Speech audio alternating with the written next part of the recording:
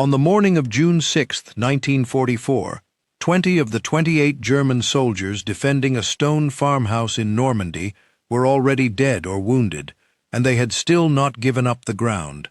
Smoke was still drifting off the hedgerows around them, and the men left standing kept firing anyway, because nobody had told them to stop, and because the Americans coming at them from 3 directions had not given them the chance to. For most of that morning, this single undersized platoon, part of the 91st Air Landing Division, had held off more than 300 American paratroopers converging on a small stone bridge just behind them. By any ordinary measure, this was a remarkable defense, the kind of stand that gets written up in after-action reports as an example for other units to study. It would also turn out to be the best morning this division would ever have. Everything that followed over the next 4 days, for this stretch of German infantry, only got worse, until a division that fought like this on day 1 did not exist at all by the middle of August. This is the story of the bridge that broke it, one narrow stone crossing called La Fière. The bridge itself was almost absurdly small, a single stone arch over the Merderet River, with a farmhouse called the Manoir de la Fière standing beside it on the eastern bank. What made it valuable had nothing to do with its size. The Germans had deliberately flooded the low ground around the river weeks before the invasion, turning the Merderet's floodplain into a shallow lake nearly 1,000 yards across.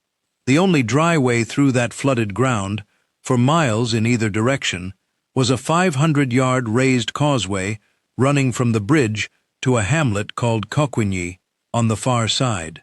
Whoever held that causeway controlled whether American reinforcements coming off Utah Beach could push inland toward the port of Cherbourg, the objective the entire American 7th Corps had been given for the opening weeks of the invasion, and whether German reinforcements could push the other way and cut the invasion off at its ankles before it ever grew past its first beachhead. Both sides understood exactly what this crossing was worth. Neither side was prepared to simply let the other one have it, and for the better part of 4 days they fought over 500 yards of exposed road as if the entire invasion depended on it. Because in a very real sense, for this stretch of the Cotentin Peninsula, it did. Lieutenant John Dolan's able company of the 505th Parachute Infantry Regiment had one of the tightest drops of the entire invasion, with 98% of his men assembling within an hour of landing, a rarity on a night when most companies across Normandy were scattered for miles by cloud cover, anti-aircraft fire, and pilots forced to improvise their drop points in the dark. Entire battalions of the 82nd Airborne would spend the whole of D-Day simply trying to find each other in unfamiliar hedgerow country, a few men at a time, without radios, without their heavier weapons, and in some cases without knowing which direction the bridge even lay. Some units landed so far from their intended zones that individual soldiers spent the better part of a day walking cross-country alone or in pairs, following compass headings and the distant sound of gunfire toward objectives they had only ever seen on a map back in England. Dolan's company had no such trouble. He moved directly on the Manoir and the bridge, and by dawn his men and reinforcements from the 507th Parachute Infantry Regiment held both ends of the crossing. It had not been easy. The German platoon holding the farmhouse, part of Grenadier Regiment 1057, fought from the buildings and hedgerows for most of the morning, using the thick stone walls of the Manoir itself as a fortress no rifle round was going to punch through. The Leroux family, who owned the farm and had lived there through 4 years of occupation, spent that morning huddled in their own wine cellar while German and American soldiers fought through the rooms directly above their heads, the staccato of rifles and machine guns echoing off stone walls built centuries before either army existed. At one point, wanting desperately to know whether it was safe to move, the family cracked open the cellar's outside door and called out in French, hoping whoever they saw was a liberator rather than a threat. A soldier they briefly mistook for British answered them in fluent French, telling them simply to stay exactly where they were and closed the door, and it would be several more hours before anyone came back to tell the Lerouxs it was finally safe to come out into what remained of their own home. It took hundreds of American paratroopers, working room to room and building to building around that one French family sheltering below them, most of the morning to finally clear 28 German soldiers out. It was, by any measure, one of the most lopsided defensive performances of the entire campaign. 28 men holding off more than 10 times their own number for hours in unfamiliar, chaotic combat none of them had trained for against paratroopers specifically. And it barely slowed anything down in the end, because within hours, the division those 28 men belonged to was already unraveling at the top. Its commanding general, Wilhelm Falle, had been killed in an ambush by an American lieutenant on his way back to his own headquarters after a training exercise in Rennes, less than an hour into the invasion, becoming the first German general killed in the battle for Normandy. The division that was supposed to throw the Americans back into the sea spent the rest of D-Day without a commander at all, its regiments reacting piecemeal to an attack nobody at the top had clearly seen coming, coordinated by staff officers improvising in place of a dead general. That did not stop the counterattacks. At 2 in the afternoon on June 6th, elements of Grenadier Regiment 1057 came back at the bridge, this time with armor. 3 captured French tanks pressed into German service, rumbling down the causeway toward the Americans, dug in around the Manoir. The paratroopers had almost nothing built to stop tanks. What they had was a single bazooka team, a couple of anti-tank guns brought in by glider, and a strip of mined roadway funneling the German advance into a killing ground barely wide enough for 2 vehicles abreast.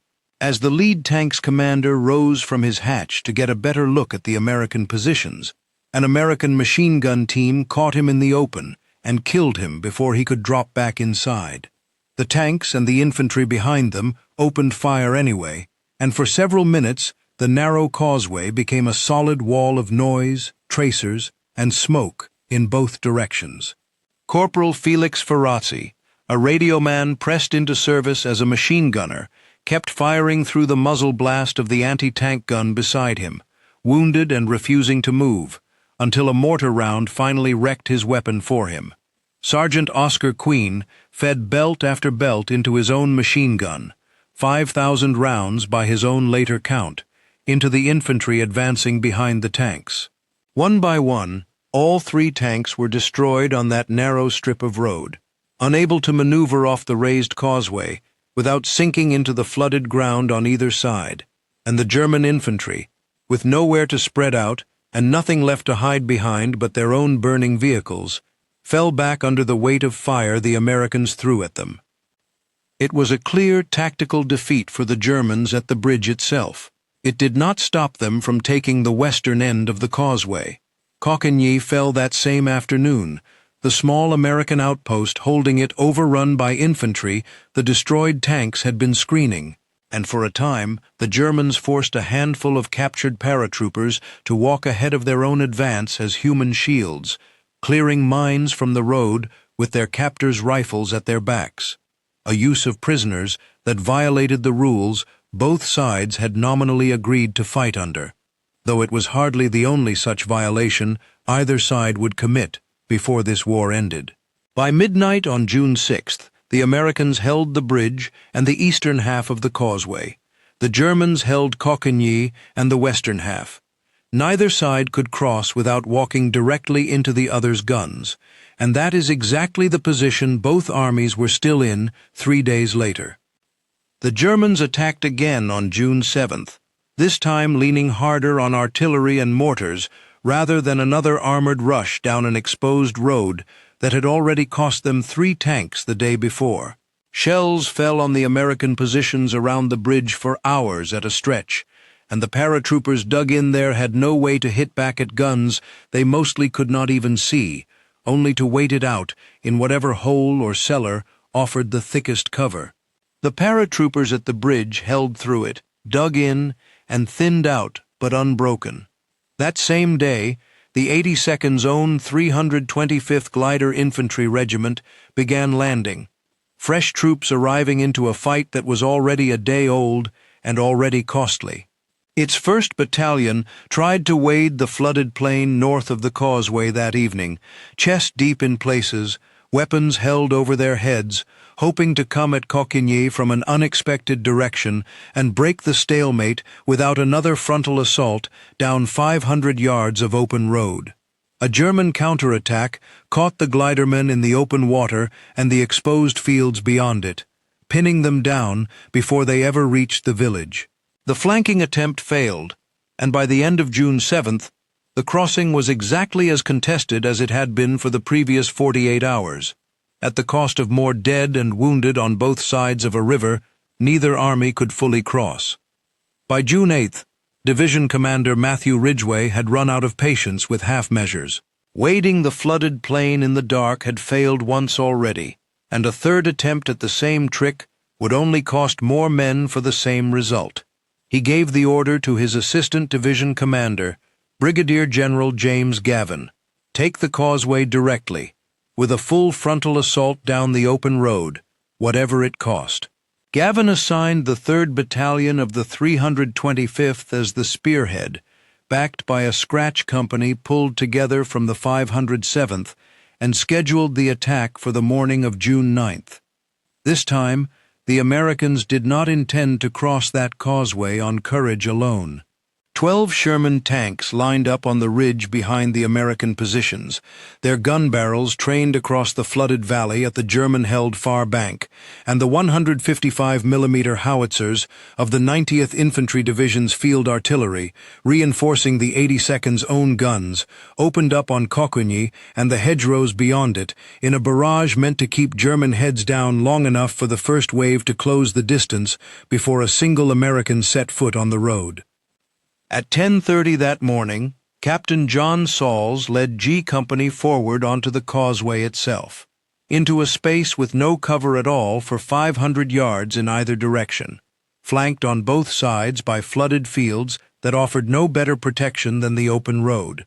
German machine guns and mortars, dug into Coquigny and the hedgerows beyond, opened up the moment the barrage lifted, and the fire coming back down that narrow corridor of stone was concentrated in a way that no infantry assault across open ground could easily survive.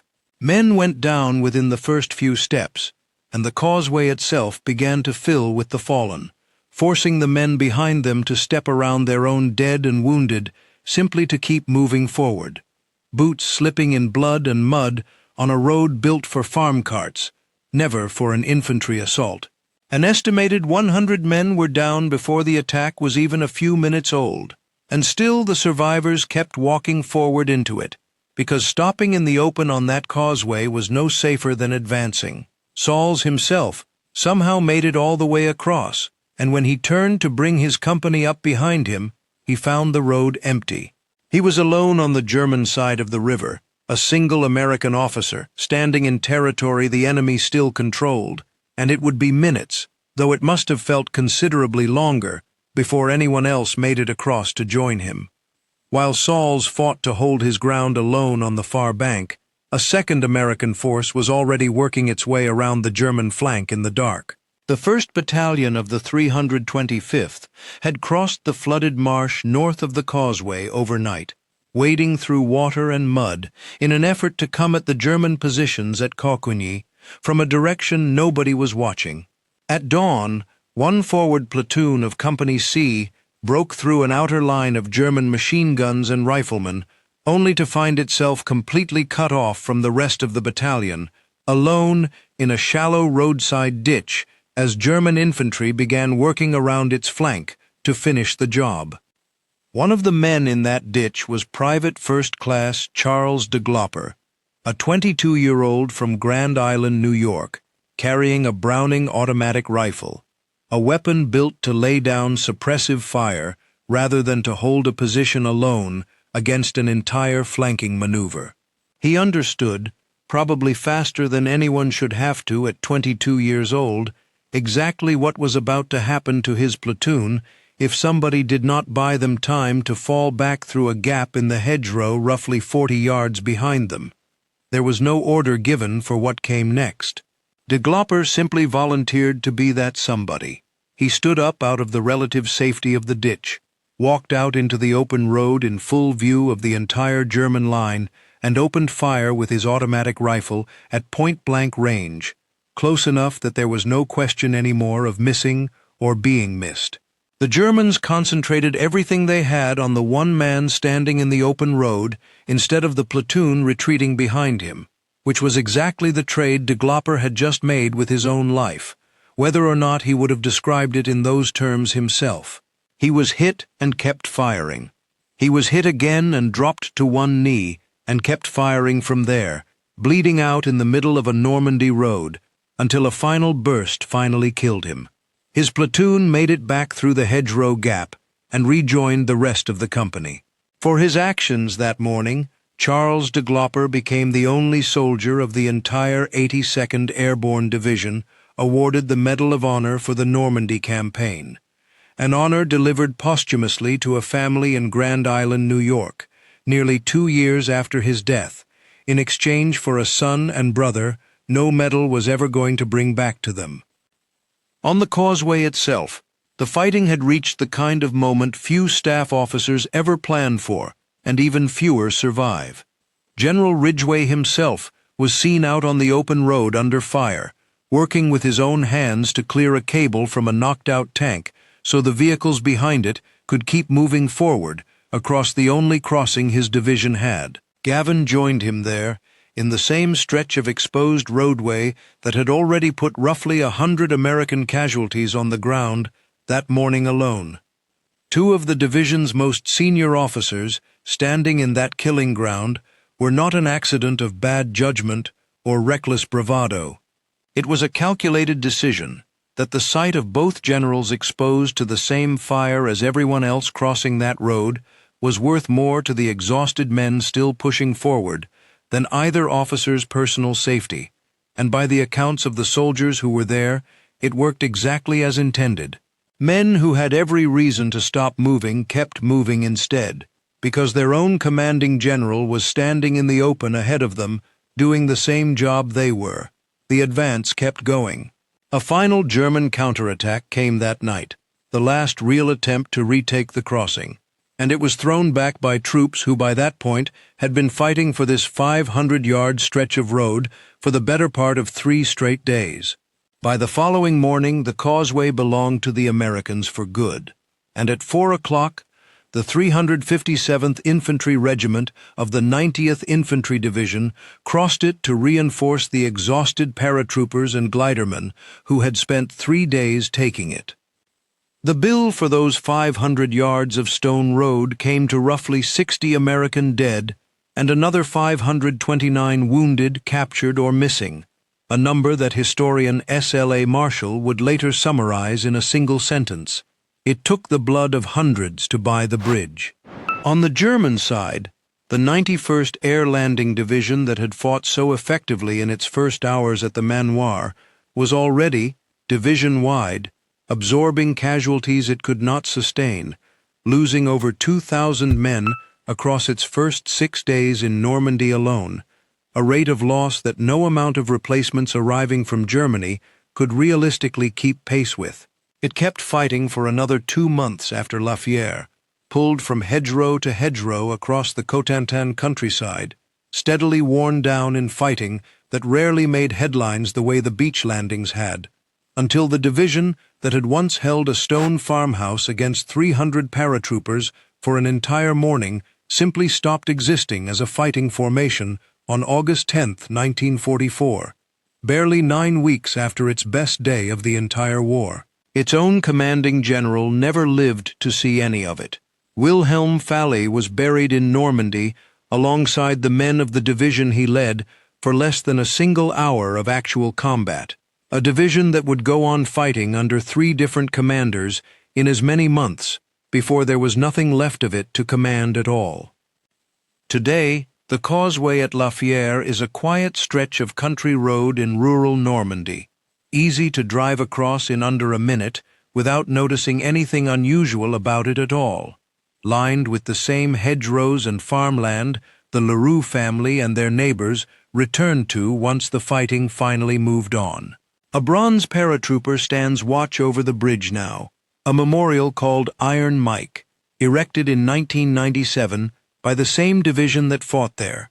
A stone's throw from a smaller marker bearing Charles DeGlopper's name and the citation that explains, in the flat language of a military record, exactly what 40 seconds of standing in an open road can cost a 22-year-old man.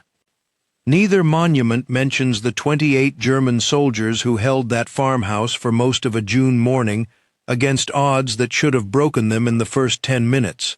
They do not need to, not really, because that platoon's defense was real, and it was also the only real chance their division ever had at this crossing.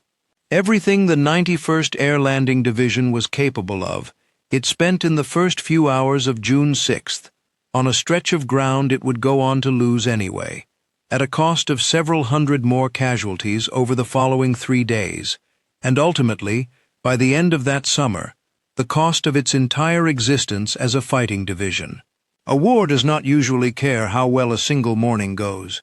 It only cares what is left standing when the fighting finally moves somewhere else. At La Fière, for 4 days, what was left standing on the American side was a bridge, a bloodied causeway, and just enough men still willing to keep walking down it. If you want more of the crossings, causeways, and forgotten mornings that quietly decided how the rest of a war would go, stay subscribed, because Normandy alone still has dozens of them left to tell.